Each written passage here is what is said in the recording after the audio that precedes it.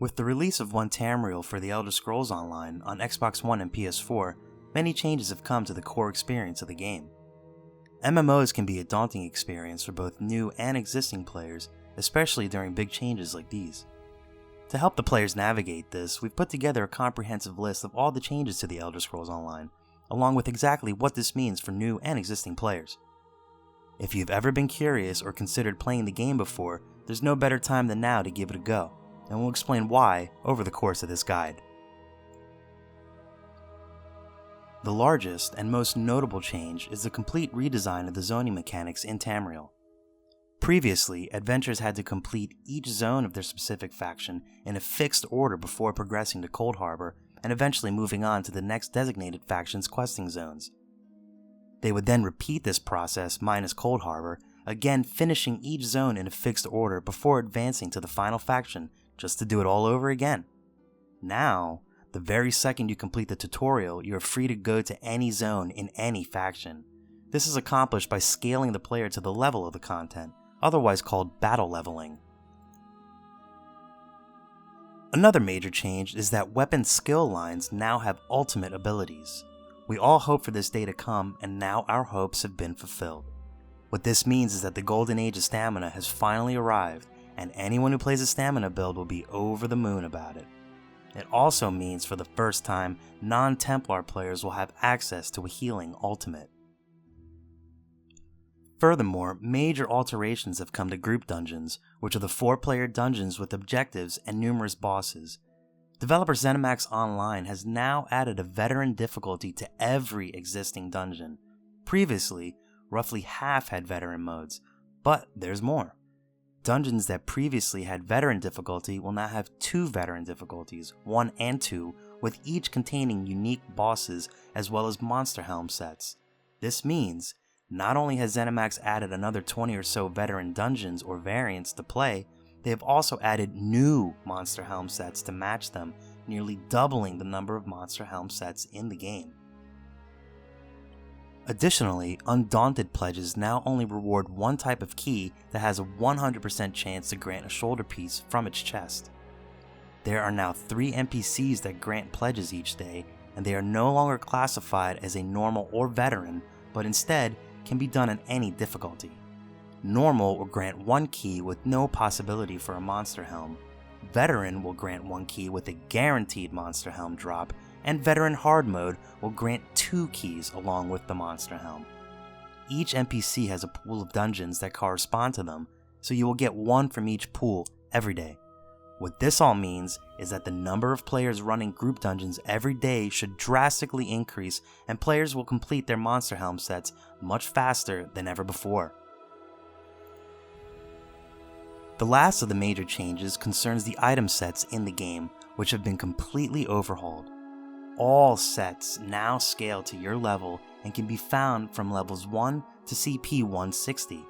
This is the largest change ever made to item sets to date. Not only have they all been scaled, almost all of them now come with weapons and jewelry to further increase the amount of possible customization. It will now be easier than ever to mix and match sets. Moreover, 30 new sets have been added to the game, and the locations of nearly all of the sets have changed. Now each zone and group dungeon will contain 1 light, 1 medium, and 1 heavy armor set. On the landscape, delve bosses, world bosses, public dungeon bosses, dolmens, treasure chests, enemies, and quests all have a chance of rewarding set pieces. In group dungeons, bosses and mini-bosses will all drop pieces with the quality determined by the difficulty level of the dungeon, be it normal or veteran. There's a lot going on under the hood of the update, and in addition to the major changes, there are several tweaks to singular elements of the game that players will now encounter. World bosses, dungeon bosses, and anchors will become more difficult on average as they are rebalanced for group play. Higher skill ranks in Legerdemain now provide a better chance to find higher quality items when stealing. Survey reports from crafting writs may now send you to any zone in the game. Molag Bal's generals can now appear in any dark anchor across Tamriel. Players of all levels will receive and fill Grand Soul Gems, which can be used to revive players of any level, as well to refill enchantments. Dueling has now been added to the game and can occur anywhere outside of Cyrodiil. The number of champion points has been raised from 531 to 561. The Fighters Guild, Mages Guild, and Undaunted will now have daily quests that reward motif chapters. The Treasure Vault doors of Imperial City will now accept 60 of any combination of the unique drops there. Craglorn has been redesigned to better accommodate solo play and will no longer require other players to complete some of the group quests there. Towers in Cyrodiil no longer have doors to prevent tower farming. Outposts in Cyrodiil can be ported out of and be respawned into. Ballista now have a smaller placement radius, resulting in the allowance of deployment between keep wall crenellations. They also can fire at a steeper downward angle. Battering rams now deal double damage. Dawnbreaker's cost, along with its morphs, was increased from 100 to 125 ultimate. The drop rate has doubled for Nirncrux from standard harvest nodes in Craglorn. So what does this all mean for new and existing players? Well, from a loot perspective, some of the best sets now drop in the landscape, and now, just a few hours of farming will mostly gear players for any trial or PvP. However, trial sets will no longer be bind on equip, meaning that it will be more difficult than ever to get the extremely coveted legendary set jewelry, as they won't be available at guild traders. The few remaining ones that are will shoot up in price and will sell out quickly, leaving your only option to acquire these Adazabi Abadaru the Golden in Cyrodiil. Since he shows up once a week with a random selection and ungodly prices, it might be long months before you get what you need. Endgame materials will now be easier than ever before, as Rubedite, Rubedo Leather, Rudio Wood, and Ancestor Silk can now drop from any zone. It also means that early and mid-game materials will become more rare, as they will drop 50% less often, increasing the value of these resources. The cost of tempers, tannins, and resins will also rise as players scramble to upgrade their shiny new sets, driving up the demand for these goods.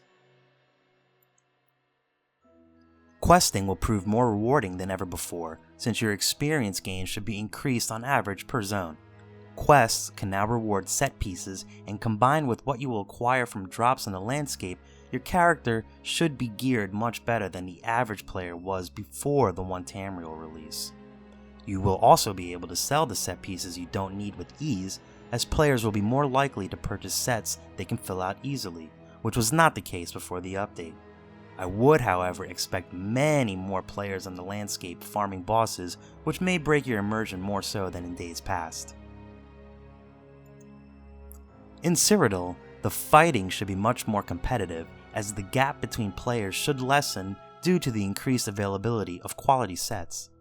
Dominant players on the battlefield might find themselves having a harder time killing people, while others may find they are getting more kills than ever before. I would expect Cyrodiil to be rather quiet for a day or two, while everyone farms their gear, and then all hell to break loose as players clash in epic, more balanced battle.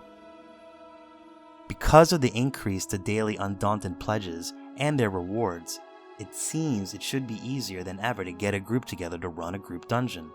Monster helm sets will get filled out fast, and players will be farming like crazy. Trials, on the other hand, will probably be harder than ever to run. Geared players have largely lost the incentive to farm them, as the gear will all be bind on pickup, preventing them from selling anything they acquire.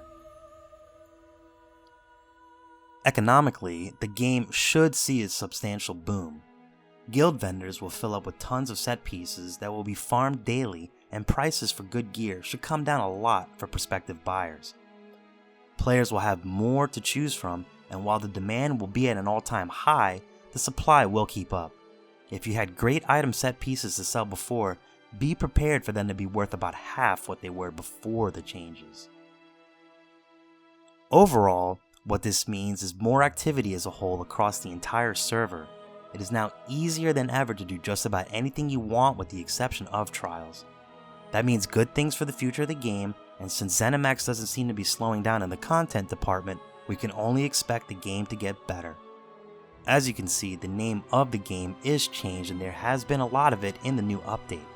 But rather than make things confusing, the changes have been implemented to make the game more open and free for players. Choice is an important factor in MMO happiness, as well as sensible and reasonable methods for achieving player goals.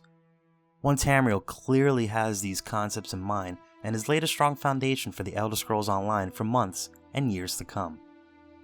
If you're jumping into Tamriel, be sure to stop by the Elder Scrolls Online wiki for everything you need to help you along the way. Thanks for watching, and be sure to subscribe here and on social media for future updates and more guides.